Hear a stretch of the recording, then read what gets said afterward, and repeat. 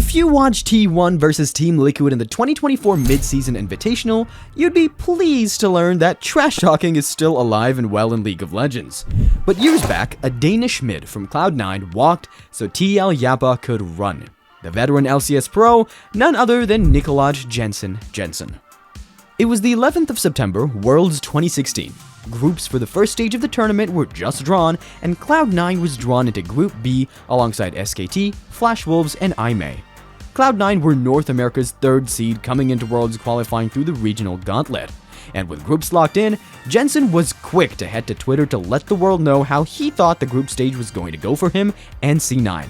But we all know how it went down from there. They need to poke down C9 before they fight here. Jenson finally flashes! It's too late, he flushed the stuff and the ulti. But how exactly did we get here?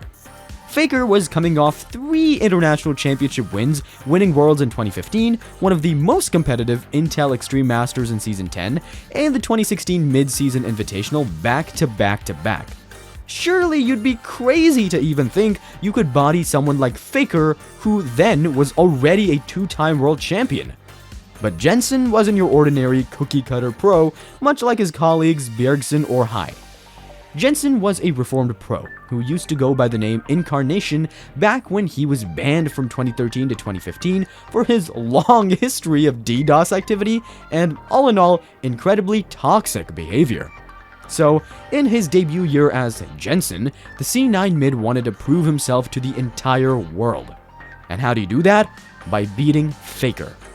Just a year before, another EU mid, Fnatic's Febiven, set the precedent by solo killing Faker in lane not once, but twice in the 2015 Mid-Season Invitational, making his name known in the entire scene with just one game. And that's what Jenson was going to do. Or plan to do anyway. But after this, and this, it was clear that it wasn't going to be the day that Faker would lose to NA. So, how exactly did Faker clap Jenson? Starting with the pick and ban, SKT first picked Syndra blue side and paired her with Bengi's Elise, giving them the 2v2 advantage in the mid lane, given their strong early game and good synergy. C9, on the other hand, chose to weather the storm with Cassiopeia, who has a weaker laning phase, but scales harder into the late game. And with Lee Sin in the jungle, C9 hoped to outscale SKT while the Blind Monk plays bodyguard for Cassio in the early game.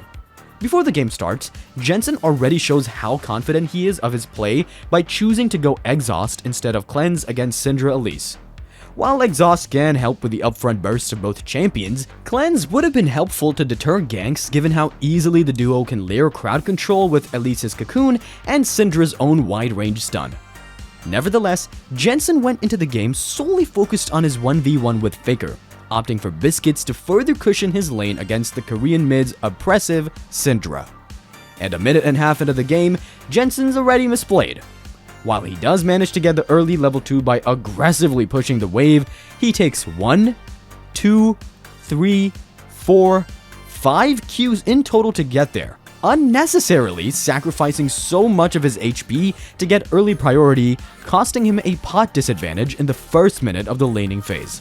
And because he pushed the lane so hard, he must commit to crashing the minions under tower or face the risk of getting ganked by a level 3 Elise. All of which led him to use up all his biscuits and base with not a lot of gold in his back pocket, forcing him to buy a second Doran's ring and delaying his late game spike even further. Faker, meanwhile, bases after the next wave and has a much better buy with boots that will help in trading by going in and out of Cassio's range and a Sapphire Crystal, which builds towards his first core item. Already in under 4 minutes, Faker already has a slight but meaningful advantage against Jenson, allowing him to play the lane much more freely. Even with an early gank from Meteos, Faker just shrugs it off and out-trades Jenson seconds after. Out of potions and with his wave pushing in, SKT knew that the Danish mid laner was backed into a corner. He got poked down, he does have sums of Baker's gonna get the stun, landed, Becky flashes forward, and first blood goes to Elise. The disrespect from Jenson. Okay, Jenson died, burnt exhaust, but he still had his flash up after holding it in the last play, and he just got blue buff. He can still scale into the late game, right? Right? Well, not after this. More intel, he just flashes. Okay, well, so this is what I was talking about.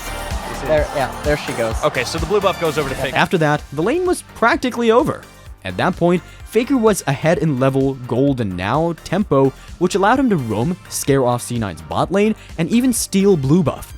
After that, the lead just ballooned as Faker could easily zone Jenson off the wave, which translated to a comfortable 40 CS lead and further put Jenson behind. Even Meteos' completed warrior Lee Sin didn't threaten Faker at all, even if Jenson was completely holed up under tower. With C9 so focused on stopping the bleeding in mid, SKT were free to do whatever they wanted, and that meant the freedom to help Duke's Jace take down first tower. Slowly but surely, SKT grew their lead, one Jenson death at a time. And with almost 17,000 gold up on Cloud 9 in 34 minutes, Faker and SKT humbled Jenson and his 0-6-6 scoreline, showing them how far the gap truly is between them. Of course, following their loss, Jenson was turned into a living meme after coming up short against Faker. But in their rematch in the group's second round robin, C9 put up a much better fight. The North American team managed to secure an early game lead and together got Jenson his revenge kill against Faker. And although they did eventually lose to SKT once again, C9 managed to qualify for playoffs after taking down the LPL's IMEI and even the notorious Flash Wolves, who managed to beat SKT not once but twice in the 2016 MSI earlier that year. While SKT and Faker went on to win their third ring that year, you can't fault an up-and-comer for trying to challenge the greatest player the game ever has seen. And after all, that's what competition is about, right?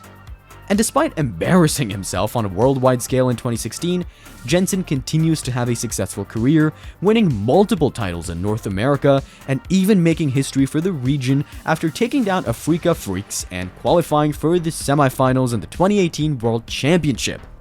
It just goes to show that even a player as good as Jenson still has a long way to go before he can even have a chance of measuring up to the unkillable Demon King.